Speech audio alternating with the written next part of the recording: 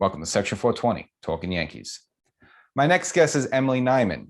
She's the co-host of the Breaking Balls podcast and a self-proclaimed Alex Rodriguez historian. So let's bring her on. Hey, Emily, thanks for joining us. Hi, James. Thank you so much for having me. It's a pleasure. Emily Nyman. Now, people can follow you on Twitter at MSheDoesIt. And of course, you're the co-host of the Breaking Balls podcast. People can also follow that on Twitter at Break Balls Pod. So thanks for joining us again. So you co-hosted with a colleague of yours? He's actually my cousin, my cousin John. Yeah, we've known each other our whole lives, and we've always had really great chemistry, like a friendship. And we've been always wanting to write together or to do a podcast of some kind for years. And then this just came together. Now, for you yourself personally, I mean, are you just a general baseball fan or a Yankee fan, Met fan? I'm a Yankees fan, but I also follow all baseball. I watch baseball all day, not all day, I have to work, but when I get home, I watch it basically until like 1 o'clock in the morning when the West Coast games are over. So I'm a Yankee fan first, and I always watch them at 7. But then after that, I'll watch the Mets. I watch the Padres a lot. I really follow players after that. So I'll go watch the games of some of my favorite players that are not on the Yankees. And, and of course, as people, if they follow you on Twitter, they'll find out you're an A-Rod historian, which again, we'll get to on the back end because I have a lot of, important A-Rod questions for you. But just growing up, I mean, we used to kind of always into maybe softball, baseball, and this kind of, it always stuck with you. Because I know, a lot of girls play that, but then maybe as they get a little older, they kind of just branch away from the game, but it seems like you stuck with it. Yeah, I grew up playing softball, and I played through college, and it's just something that it comes inherently to me that the game just makes sense to me. It's something that a place I've always felt I belonged, and I always felt confident and like I was in the right place at the right time always. So that has just naturally progressed since I can't be a professional athlete. So it's progressed to just now being part of the fandom and analyzing the game. And it just is something that we just click, me and the game, basically. Okay. I mean, have you had a chance to go to any of the games yet, whether at, Yankee Stadium or Citi Field? No, not yet. My first game, the tickets I have so far on 4th of July, but I'm hoping to go for John, my co-host's birthday in May. All right. And I think is that like one of the Subway Series games on the 4th? Yeah. And it's a Sunday night ESPN game. So I'm really hoping that it's going to be DeGrom versus Cole. My fingers are crossed. So, and I'm going to be in a suite for the first time. So I really need this experience to come together. Awesome. Now, just, quick before we get into the teams, who you say is the ace of New York, though, DeGrom or Cole? I love Garrett Cole, but it's DeGrom. I mean, he's doing things that no pitcher has ever done in the history of the game. And the game has never been harder than it is right now. And I just really admire him. And he goes out there every single time and puts on a show. And you have to admire that. No, I would agree with you. Even though, again, I'm a Yankee fan like you, but DeGrom, I think he is just slightly better than Cole. I think, in terms of the pitcher movement. And he, of course, with the Met offense, he should have so many more wins. And it's just a shame. He'll probably be like a Hall of Fame pitcher, but his win total is not going to come close. But I think, in the future, they're not going to judge wins because this is a totally different, pitchers only throw 100 pitches, only go 5-6 innings. So, but he's a Hall of Fame pitcher, but he's probably lucky if he gets near 200 wins. Yeah, you're probably right about that. I mean, that's how when the Yankees played the Nationals the other day, and Scherzer set a record at Yankee Stadium for the first away pitcher to strike out 14 guys. And then he gives the ball to his bullpen, and they lost it in extras. And I just had a thought that Scherzer's probably sitting there thinking wow, DeGrom deals with this on a daily, at every start basis. How does this guy do it? Yeah, and he never snaps or anything. He always says the right thing about it, but he's well within his means to say, hey, give me some run support here. Yeah, for sure. Now, get into the Yankees, of course. The big story recently was the Astros visiting, and again, I know how Yankee fans can be firsthand. You know how they can be firsthand, but they were more vicious in a good way, but more vicious than I was expecting. I figured that they give it to them a little bit, but that was from a scale from 1 to 10, that was a 20. I was not expecting that. I didn't really know what to expect because it had been so much buildup, and I'd be lying if I didn't say that I was nervous for it. After I saw what happened in Oakland, the opening series for the Astros and Oakland, all of their fans came out in droves, and they had all the signs, and they had, the big inflatable trash cans. They dragged it all the way up there, and they got their ass beat in by the Astros the entire series. They got swept. It was an embarrassment. So when that first game started and Bregman hit that first inning home run, I was like, oh no, this is gonna, here it comes. They're gonna sweep us because we're going crazy like animals, and it ended up not happening. So maybe it was a lesson that I learned to have a little bit of faith in the Bronx Cheer, as they call it. Yeah, I mean, I think for the Yankees, like even though a little before that game they were kind of trending in the right direction, but let's just say the Astros came in and swept the Yankees, I think that would have been just devastating. I think that the Yankees needed that series, not just because we're getting revenge or anything, just for themselves. Just because the team's been kind of a mess the first month, get riding themselves up a little bit. Now you have like your main arch rival, and you really should have swept them if it wasn't for Chad Green kind of blowing it there in the end of that third game. But really, I wasn't expecting the take 2 out of 3. And again, I wasn't expecting the crowd just to completely just demoralize their entire roster. And listen, as an A-Rod fan, I've been trying to sort of help Astros fans in the sense that this is never going to go away. It's never going to end.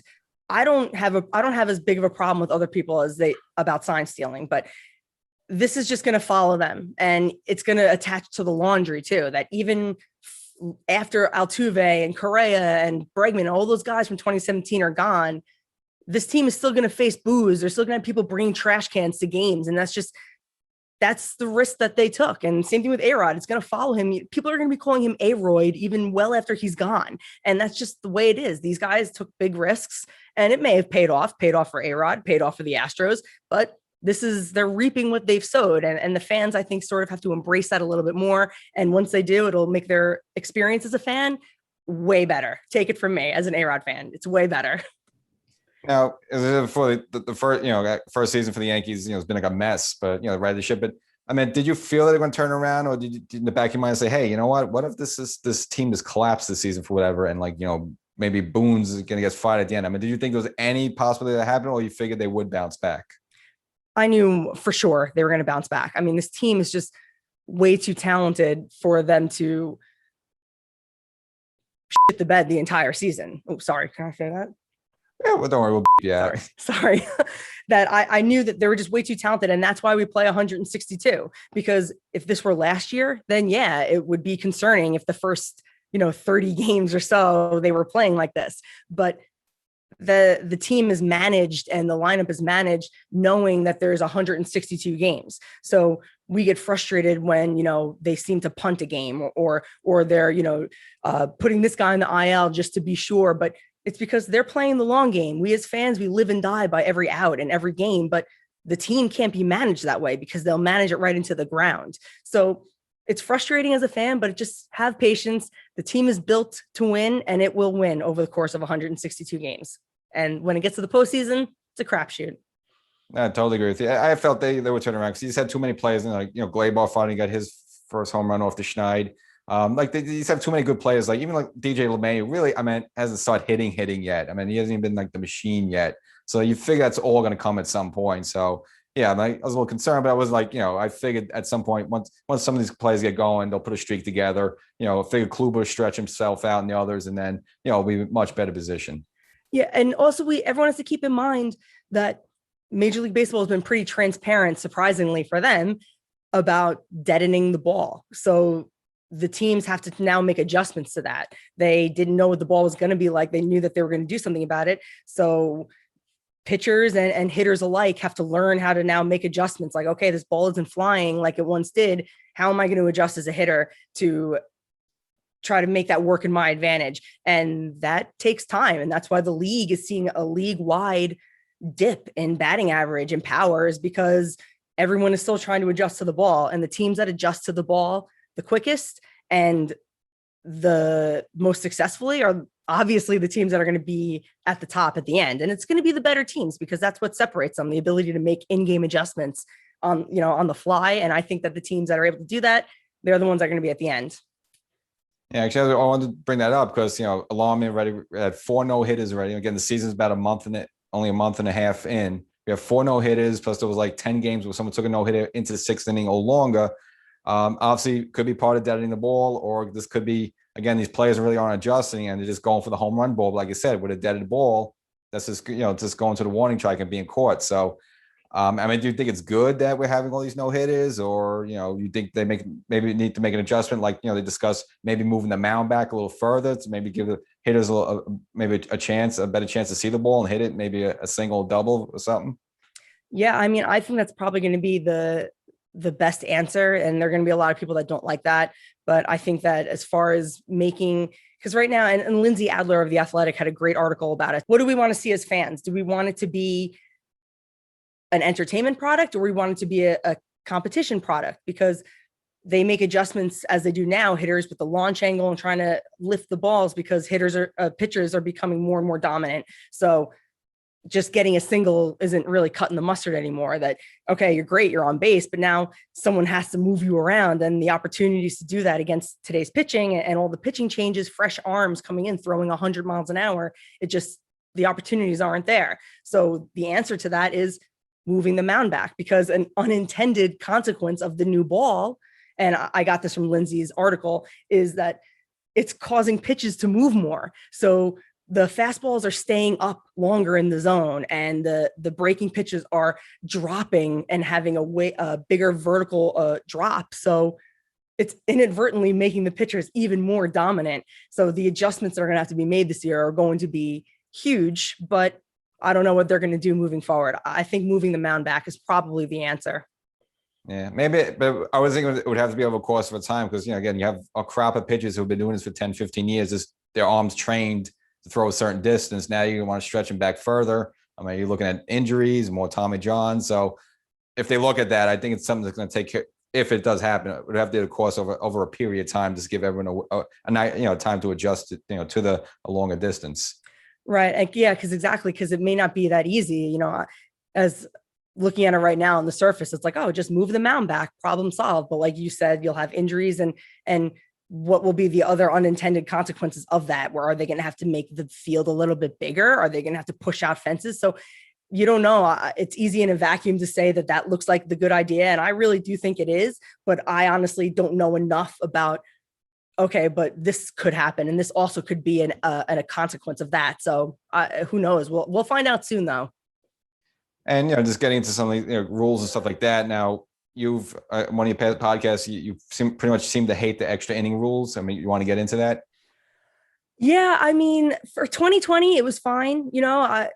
I was just happy to have baseball at all. So whatever, you want to do a 7-inning doubleheader, extra inning rule, fine. But for this year, it's just, I would have a little bit more respect for it if it started in like the 12th inning. They gave the extra innings a shot, let them give a chance to try and score. And if they don't, I get why, save the arms, not put so much stress on the pitchers, knowing how hard they're throwing these days, trying to limit their workload. I understand that. But doing it right in the 10th, I did that in high school softball on Long Island. We had that rule that if we didn't score by the 9th inning, because we only played 7 innings, you'd have to start with a runner on second. And the same strategies that are being employed in Major League Baseball, I did as a Long Island high school softball player.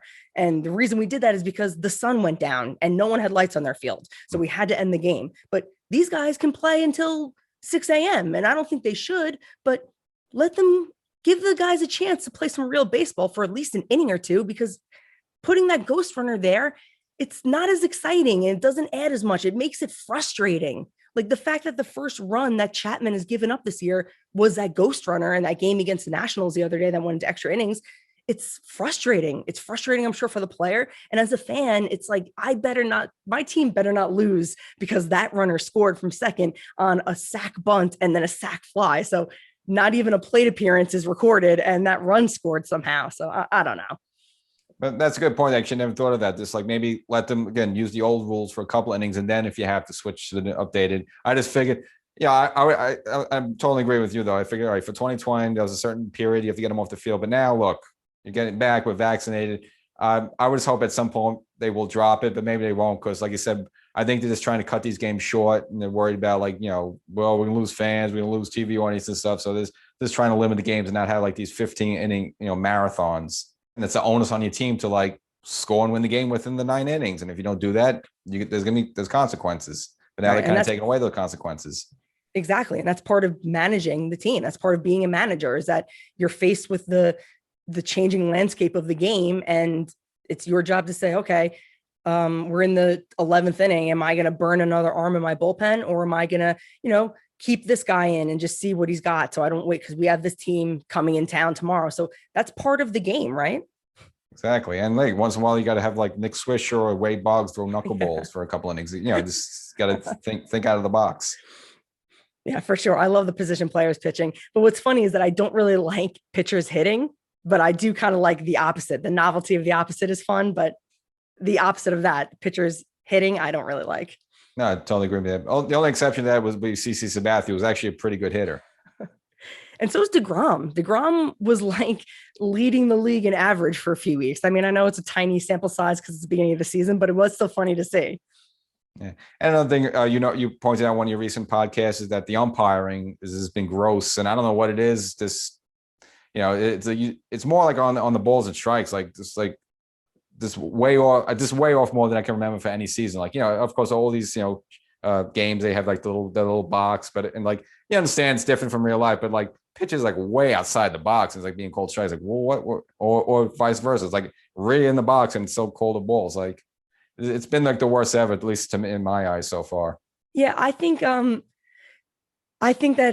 because we have that K zone now, we're able to see the times that the umpire misses by inches. And that's usually, more often than not, that's the missed call. And we're all like, oh, throwing our hands up because we see that it's actually a ball, but it was called a strike. So that makes the times where they're super outside the zone way worse, because it's like, this guy's already missed X amount of pitches and now that one's way out. Where back in the day before the K zone, those other pitches would have been, to our eye at home, they would have looked like strikes to us because they were barely off the plate and we didn't have that established zone. We just had, okay, that's too close to take, was always the saying. So when you remove that element that was in the umpire's favor, as far as his fans are concerned, it now makes them look way worse. So they may be a lot worse than they always have, but I think that probably plays a bigger role in our assessment of the umpires, is how much of an established zone is being marked off on TV, and then the replays and all this other stuff. And then, the ump scorecards, that awesome account on Twitter that shows you their established zone and everything. So the umpires don't do a good job helping themselves, don't get me wrong, but they also are umping in an age that no other umpires ever had to deal with, the scrutiny from not only the players and the managers, but also every fan watching at home. No, that's an excellent point. And I would never want it, but would you ever consider, just because, we could see things now to like the micrometer, if that's even a word, like robotic umps or like automatic strike zones, anything like that? I would, I'd be open to them trying that. I think that, I don't know how it would work exactly, because it can't really work like the line judge in a tennis court, or a tennis tournament rather, or the professional tennis. So I don't know how they would do it, but I mean, I've certainly complained about balls and strike calls, and I know everyone listening and watching probably has too. If you've ever complained about it, I don't see how you could have a problem with switching to robot umpires, because humans aren't going to get any better suddenly at being able to judge these balls, especially as pitchers start throwing harder and harder as they start getting stronger as time goes on. So it's not going to get any better. Might as well try the robot umps at this point. Yeah, my only problem with that would just be the momentum, because like in football, like touchdowns, there's like, all right, someone scores a touchdown back in the day, everyone would be cheering and happy and spike the ball and that stuff. Well, now you got to wait for the official replay, and it's like the crowd goes, yeah, you know what I'm saying? Like, there's that stop. So, so you're gonna have that with balls or strikes where you're like, all right, you think you got to strike three, and it's like, all right, wait 2 seconds. Okay, now it's strike three. I just think it's gonna interrupt the flow of the game. So again, even though the umpires are off a little bit, I would really, unless they can have they get the instant strike a ball right away and something like it feeds into the umpire's ear or something. I think it's what makes baseball great, is that you get that instant call. Except Joe West, of course, who's slow to, but yeah, I just think the automatic strike zone, it just stops the game, delays the game, and just as a fan, it's just like slow to watch. It'd be tough to watch. I think, yeah, I'm sure that if that's how they end up doing it, it could definitely slow down the game. And I think that it will take away, because in a vacuum, bad calls on balls and strikes kind of suck. But think about how many times that's brought surprise moment and a surprise excitement to the game, because you're seeing the K zone, it's showing up as a ball, or it's showing showing up as a strike in a big moment and the umpire calls the opposite. That's something that's like, whoa, the fans will go crazy for.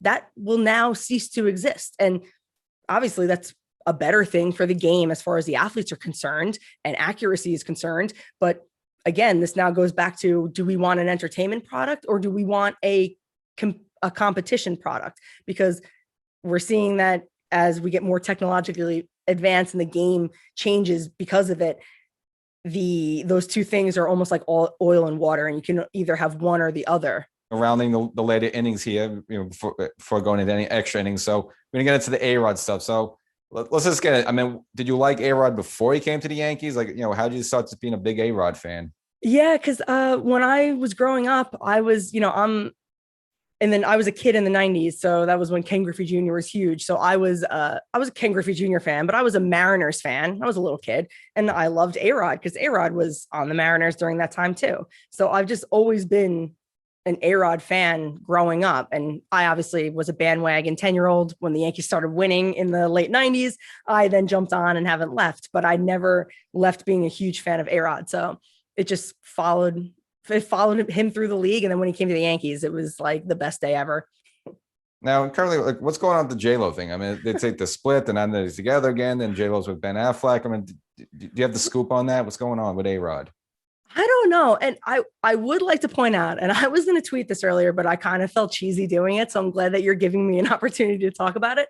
But everyone assumed that A-Rod was the one that, he cheated on her. Like, how can you cheat on J-Lo? And I was full and ready to accept that. Like, whatever, that's just what happens. It's a Hollywood couple. But now we're finding out that her and Ben Affleck are together and their chemistry is amazing. Like 3 weeks after they broke up, are we going to pretend that the two of them never talked? Like, why can't it be that maybe she was talking to somebody, or maybe they just figured they're not good for each other and they're both talking to people and we should probably just break up? So does it have to be that A-Rod cheated? Like, does that have to, listen to me, I was trying to tell Astro fans in the beginning of this episode that they need to let it go. That's never going to stop following them. So maybe I should take my own advice here. And for A-Rod, again, for his Yankee tenure, it's kind of weird to look at it. A lot of money, a lot of drama, only one world championship. Again, he had that amazing run in 2009. He basically carried them in 2009 during that playoff run. But with everything considered, do you think it was worth it for the Yankees to put him in pinstripes? Yeah, I mean, A-Rod, he had 2 MVP seasons for the Yankees, and he played some of his best baseball in pinstripes. And I think that to take away all he did as a Yankee, just because, and I get it, he had his struggles during some of the playoffs, and he had his off-field struggles as well, but he is like a homer. He's a Yankee homer, and I know it drives people nuts when they watch the ESPN broadcasts and the Yankees are playing, because he's doesn't even try to hide it. But I think that he hit over 300 home runs for the Yankees. He played some of the best baseball that this league has ever seen. Either way, doesn't, whether, that was a PEDs or not, we still got to witness it and we still got to watch him every single day. So I think that there's a lot to be said for that, to say the least. Yeah, and again, since it wasn't until he joined the Yankees that the Yankees actually drew 4 million people to Yankee Stadium. So yeah, he was definitely a big draw. I just thought he definitely got mistreated. Like, people expected way too much of him. It's kind of, you see a little bit with Stan, but now Stan's hitting, so they're cool with Stan a little bit. But I think people were really quick to boo him, and really, maybe because him and Jeter had that rivalry beforehand. Got a fair shake, didn't really get the fairest shake, but of course didn't help himself out with in certain, of course with PEDs and just making some weird some weird comments here or there like that. I said, like he said he just didn't feel comfortable in his own skin for most of the Yankee years until later on he kind of mellowed out a little bit. Yeah, and exactly like Joe Torre and Jeter, they could have been more welcoming to him. They could have. Jeter really had the power in that situation, and he knew that he had that power, and he decided to yield it as he did. And whatever, I'm not going to pretend to know what it's like to be either of them, so I don't fault him for that. It is what it is. But I think that given that circumstance, and also the circumstance that A-Rod is just a super awkward, nerdy, off-putting guy, and in those days he had no humility about him whatsoever, the total opposite, because he would try to hide how nerdy and awkward he is by being like a pompous jerk or just like an unapproachable looking kind of guy. And I think that his life as like always being this stud athlete. I mean, they knew who he was from the time he was a little kid. That can make you a little weird, I would imagine. Everyone's been putting you on a pedestal your whole life, so you're weird. But it was just a weird time. And he played really good baseball considering that he was a total outcast, despite being one of the better players to ever put on a baseball uniform. So it was an interesting case study in the human experience, I would imagine, A-Rod in New York. And as you mentioned that, putting up great numbers, of course, now next year, 2022, is going to be his first year of eligibility for the Hall of Fame. Now, of course, seeing how they're treating Bonds and Clemens and a lot of these other guys, things don't look good for A-Rod, but you think at some point he would be into the, he would make the Hall of Fame. I obviously think he should. Because even with Bonds and Clemens, because I don't think PEDs should keep guys out of the Hall of Fame. I think that MLB, the Hall can do whatever they want. They don't have to adhere to like MLB's rules. They're their own separate entity. So they just the writers decide to. But unlike all of those guys, Clemens, Bonds, A-Rod doesn't have any off-field issues beyond PEDs. Like Bonds had domestic violence allegations. Clemens had, a relationship with an underage girl. Like all these other guys that PEDs are said to be the reason that's keeping them out. They have all these really terrible human characteristics and circumstances that they were in that I think should keep them out. A-Rod has PEDs. He doesn't have any domestic violence issues, nothing like that. So I think that guys like that deserve to be in because Major League Baseball, they reaped what they sowed in the 90s and the early 2000s, that he was far from the only one to use. And there were a lot of guys using. So I think that if you're going to keep guys like that out, then you can't discount guys like, Scott Rowland, who got overshadowed by guys who were using. So his career doesn't look as great in comparison. And that's keeping him out because, he wasn't the best player during his time. Well, that's because Barry Bonds and A-Rod were playing when he was playing. So if you're going to keep the PED guys out, then you have to let that second tier of the 90s and the early 2000 guys in. It can't be both. We can't pretend that entire era of baseball didn't happen, especially when it saved the game. No, it's an excellent point. And like I said, a lot of players that were just on the cusp, but maybe they were doing it the right way. But again, they were overshadowed by the superstars. So Emily, again, I appreciate joining. Again, people can follow you, Apple Podcasts, and again, wherever podcasts available. Breaking Balls podcast. I mean, do you have anything, maybe you're looking to add to the podcast or something to innovate it or do something different? Well, we're definitely going to have a special for the Home Run Derby and the All-Star Game. It's always entertaining, and you never know what you're going to get.